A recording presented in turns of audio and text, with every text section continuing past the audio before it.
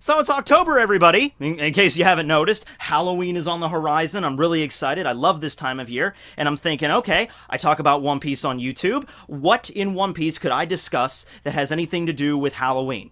All right, and I'm thinking, okay, well, right out of the gate, Thriller Bark. I mean, it was the arc that introduced Brooke, you know, the walking, talking, rockin' skeleton. You had Perona, the ghost girl. You had Absalom as like the Hollow Man turning invisible. You had Moria with his shadow shit reanimating zombies. That arc was just really pleasing to look at, you know? I mean, you can have your problems with Thriller Bark. I know a lot of people don't really consider it like one of the best arcs in the story, but it was just pleasing to look at. Oda took all these references from like old school monster movies and some current monster movies and like horror movies and everything like that. I mean, the island itself had a cemetery, a dark forest, a spooky mansion, a spooky castle, like all these tropes for like, you know, Halloween and everything like that. There was even a reference to Michael Jackson's Thriller.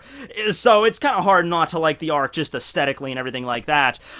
So I thought, okay, well, we could talk about Thriller Bark, but I've already discussed Brooke. I already did a discussion video on him. I already talked about Moria last Halloween. So I'm like, what else could I do? I'm like, well, you know, even Oars. I just did one about Oars like about a month or two ago. So I'm thinking, well, we can do a discussion video on the Mysterious Four, you know, as a group, you know, themselves. I know Moria is part of it, but ooh, Mysterious Four! See what I did there with Absalom? Because he's invisible. I'm so clever with the thumbnails. In case you haven't noticed that, I decided to point it out.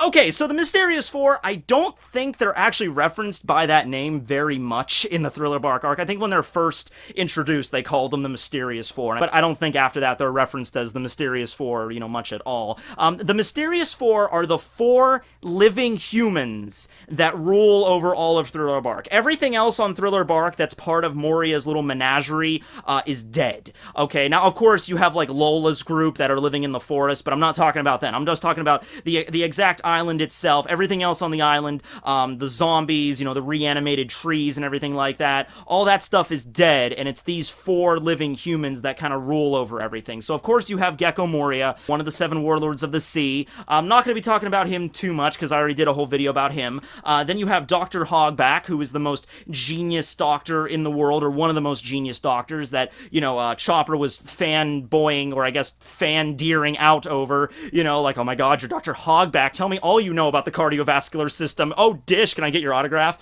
And then you have Absalom, who, like I said, is referencing the Hollow Man. He can turn invisible. He ate the clear fruit, which that got Sanji mighty pissed, because that was his dream there. But don't worry about it, Sanji. I mean, Sanji really missed an opportunity there. He could have killed Absalom, and then, you know, the devil fruit gets reincarnated into the nearest fruit. And then you could just go to the kitchen after decking Absalom into a wall with Diablo Jambe and lighting his freaking elephant carcass on fire, and then grabbing like an apple or a banana or whatever was in the pantry, and like, oh, there you go, your dream is realized. I guess it wasn't included in the Devil Fruit Encyclopedia how the reincarnations actually operated.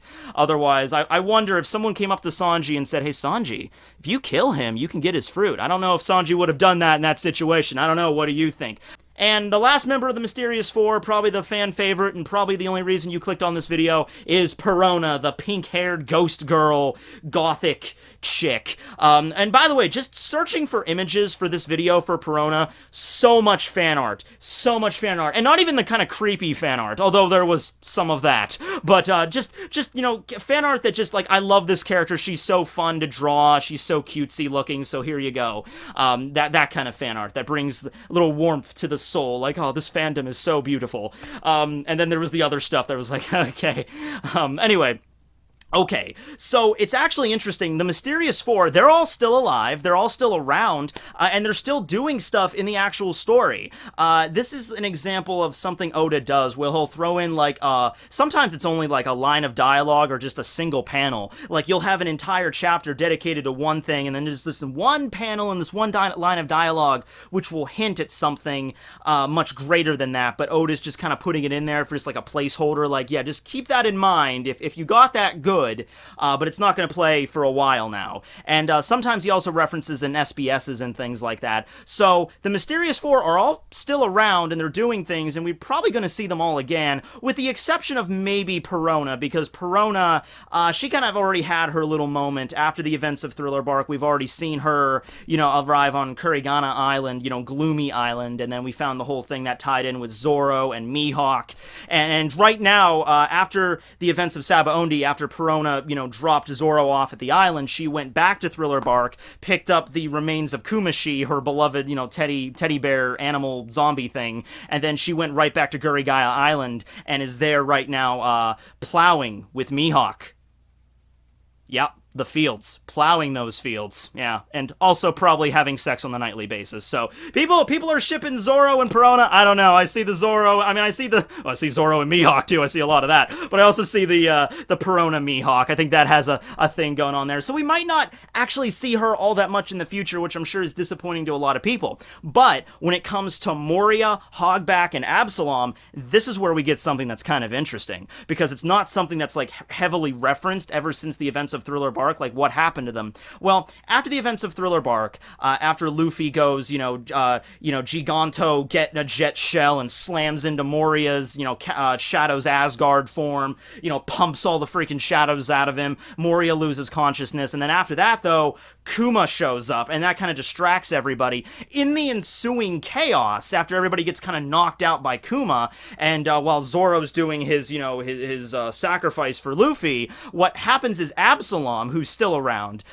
takes advantage of the chaos and his clear fruit ability, and he manages to get Moria as well as Hogback off of the island, and they just kind of like escape on a side ship, and they just sail away, and they're talking about the Whitebeard War. This is leaning into the events that would happen rather shortly in the story, moving on to Sabaody and then eventually Marineford. But after that, we don't get to see him at all in the story. Well, we see Moria again. Moria shows up during Marineford, but doesn't really do anything really that relevant. He gets his ass kicked by Jinbei, and then after the war, he's in the back streets of Marineford trying to get away, I guess, and then Doflamingo shows up with a bunch of pacifistas and just try to kill him, because I guess from orders from the Gorosei, because Moria's like, is this Sengoku that ordered you to do this? I'll kill him!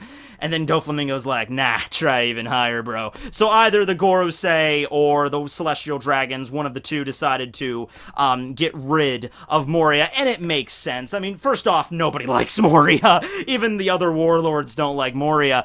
He's a lazy piece of shit, for one. He just lies around all day, expects other people to do him. His motto is, go and make me king of the pirates. Not, I'm gonna become king of the pirates, I'm gonna do it myself. No, let other people do it for me. It's the whole premise of his fruit, reviving zombies to do his bidding, not lifting a finger himself, really. And so he got beaten by Luffy. He got his ass handed to him at Marineford. It's no question why the Gorosei don't want to keep him on as a warlord anymore. He's just like, okay, he's not really that imposing. The whole point of this system is to try to get these pirates to deter other pirates, and Moria, you're really not fitting that bill. So, right before Doflamingo's about to deliver the coup de grace on Moria, all of a sudden he just vanishes into thin air.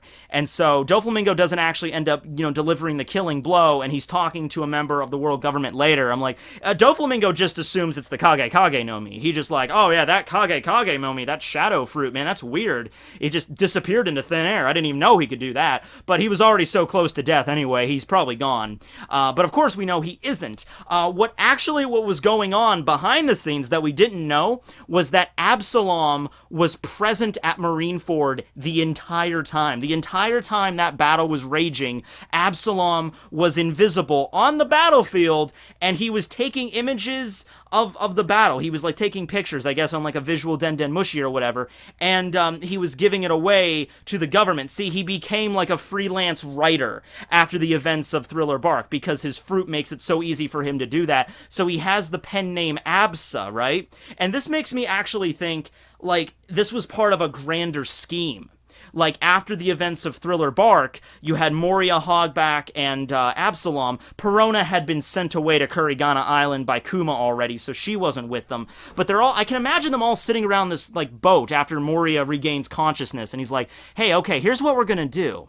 You know, you go to the Marineford War, because you're a warlord, you have to do it, and I'll be in the background, you know, and like they were planning this. You know, I don't know exactly what Hogback would have been doing, but they were planning this out. And so Absalom saves Moria's life, grabs him, turns him invisible, and gets him out of there. And we haven't seen Moria since. We haven't seen Absalom technically since either. But Absalom was also present during the meeting between Kid and Hawkins and Pooh during their alliance. When they were coming up with the idea to form an alliance, Absalom was invisible, and you know, and he was writing for the paper there. I guess this is the World Economic Times he's part of, which could tie him back to, you know, Big News Morgan, who appeared in the Thailand arc at the wedding of Big Mom. So that, I mean, the wedding that Big Mom was hosting, not the wedding of Big Mom, the wedding between Sanji and Pudding. But yeah, this seems like, doesn't this seem like this can all tie back together in a much more greater, you know, web of nefariousness, whether it be a plan that Moria has, or a plan that Absalom came up with, or Hogback, or something like that. So it's interesting, though. He's definitely around, and he could technically be anywhere. Hell, Absalom could have been present during the freaking tea party, for all we know. He's invisible, okay? And that's the cool thing, you know? It's pretty neat that you have that. And it's not like a lot of other anime where characters have that ability to, like, sense others. You know what I'm talking about. Like, in Bleach, you can sense the ki. In Hunter x Hunter, it's like, I sense his nen. In One Piece, you don't really have that. I mean, you have observation hockey, but it's not like you have like the life force coming off of somebody in the One Piece world where you can like sense their aura or something like that. Absalom's fruit is pretty ironclad for the most part, is what I'm trying to get across here. You know, unless you are like in an enclosed space and you're fighting him, like when Sanji fought against him, but in like in an open area where he can literally be anywhere, and if he can conceal his presence fairly well, then you really can't see he's there. Somebody like Katakuri could probably tell, but Katakuri was kind of filled with other stuff, but I'm just saying he could be there. And Big News Morgan's was there as well, who's part of the paper, who's the head of it, so, I mean, yeah. I'm really looking forward to what's going to happen with that. Absalom showing up, and he could be in Wano, he could be anywhere, getting these images for something bigger, and Moria could be kind of like in the background, after the whole events at Marineford, after getting his ass kicked by not only Jinbei and the pirates, by being sold out and betrayed by the world government. I'm assuming Moria's, you know, a little bit mad about that, and he's probably planning his comeback, trying to come up with something. Maybe he's even going to go against what he normally does. He's like, I'm so lazy and slovenly. He's actually going to get up on his own 2 onion feet, and he's going to be like, I'm going to figure out a way to take them out. Kishi, you know? And that's the case there. Now, as for Hogback, we have no idea what that dude's up to, but Hogback is still around. He's still this genius doctor who is able to, like, stitch corpses back together and make zombies, making them, I mean, like, you had Moria that was reanimating them with his shadow power, but you also can't overlook Hogback's medical expertise, because a lot of times when he was making these marionettes, they were a lot stronger. Like, he was Frankensteining the hell out of this. He was taking, like, you know, the huge muscles from all these different bodies and putting them together and make them stronger necessarily than they would have been while they were alive. So his genius really is, you know, it's something genuine. It's not like he's pretending. He really is as good of a doctor as someone like Chopper, and maybe even like Kureha. Maybe not quite on the level of Kureha, but you know, pretty close. I mean, Chopper revered him rather well, and his medical skills were true to his fame. It was just that he was a douchebag. Okay, he was this horrible person, you know. But aside from that, you know, he had the skills to pay the bills, so to speak. I would imagine Hogback is still with them. I would assume Absalom and Moria and Hogback are all kind of together on this. I don't see any reason why they would have went their separate ways or anything like that, since we know Absalom saved Moria at Marineford. I have no reason to think that Hogback would have just left, because these guys were in business for years and years and years on Thriller Bark, so they're probably like the only colleagues, the only friends they really have at this point. I mean, when you have Hogback, who, had to, had that obsession with Sindri and make her as her, made Moria reanimate her as his assistant, those guys didn't get out very much. They don't have a lot of connections. Like I said, nobody really liked Moria to begin with, and he's been removed from the warlords at this point, so he doesn't have any connections. So I would imagine they would all stay together. Maybe they would be attempting to look for Perona in some way. I don't know. See, the problem is Absalom and Moria and Hogback are in the New World, and then you have Perona, who's still in the Paradise side of the Grand Line, and that's why I'm thinking Perona's probably not going to show up very often, in the story. Maybe there might be a cover page or something with her, but I doubt that she'll show up.